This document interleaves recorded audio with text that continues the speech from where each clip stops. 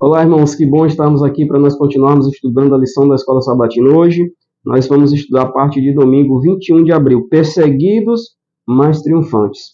A pergunta diz assim: a que períodos de tempos proféticos os textos se referem? Que textos são esses? Daniel 7, 23 e 25, Apocalipse 12, 6 e o 14.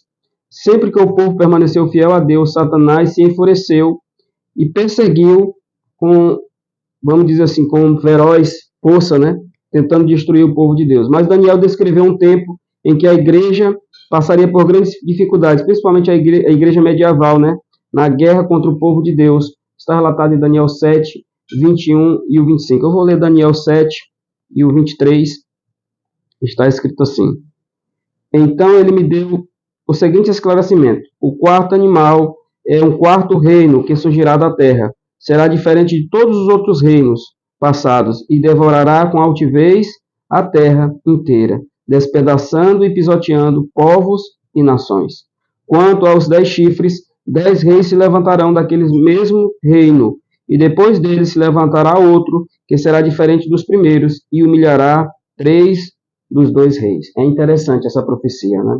Quando nós vamos para a parte histórica da Bíblia, nós podemos perceber nitidamente que esses 10 reinos, ou esses 10 reis, eram as 10 tribos bárbaras ali da Europa, né? Onde nós percebemos que 3 reinos foram destruídos pelo Império Romano, os visigodos, né? Os ostrogodos, e outro reino também, os vândalos.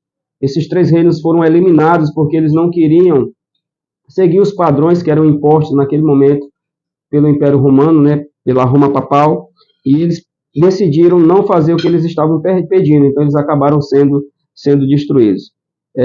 Os fiéis encontraram um lugar preparado para eles durante os tempos de sua maior provação. Nós sabemos que a história nos conta também que existia ali na região da Itália um povo chamado valdenses, né? E esses valdenses, eles eram povos muito fiéis à palavra de Deus. Eles tinham até a própria Bíblia deles. Eles traduziam a Bíblia para eles, na sua própria língua materna, para eles poderem passar para os seus filhos. E eles saíam pregando e usando a Bíblia, e quando eles encontravam uma pessoa fiel, eles transmitiam a sua verdade a eles, para que essas pessoas também transmitissem a outros.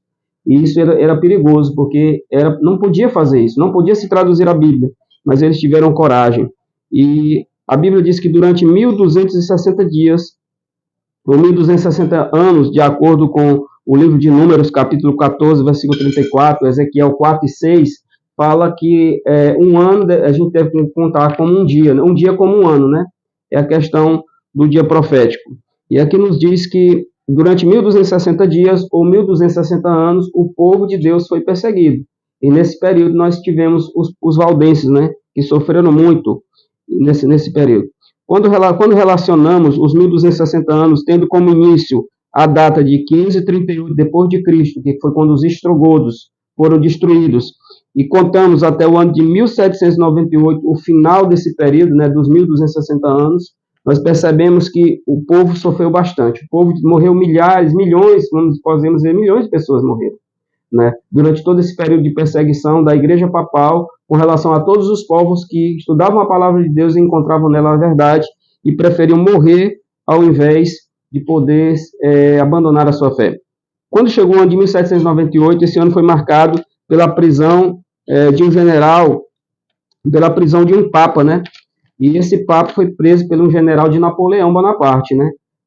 O general Berthier prendeu o papa, e naquele momento ali nós acabamos entendendo que foi se cumprido o que estava escrito na profecia, que ela duraria 1260 anos. E como diz o livro de Apocalipse, 3 tempos, 2 tempos, metade de um tempo, é a mesma coisa também. Aqui nós vemos que muitos foram martirizados nesse período, porque obedeceram à Bíblia.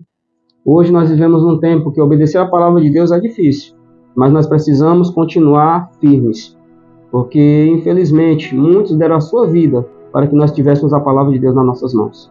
E nós agradecemos a essas pessoas, e principalmente a Deus. Vamos orar. Senhor, nosso Deus, nosso Pai, obrigado, Senhor, porque o Senhor usou pessoas no passado, milhares de pessoas anônimas, e pessoas que tinham, vamos dizer, até fama, que preferiam perder as suas vidas para poder permanecer firme ao teu lado. Que nós sejamos assim também hoje, em nome de Jesus. Amém.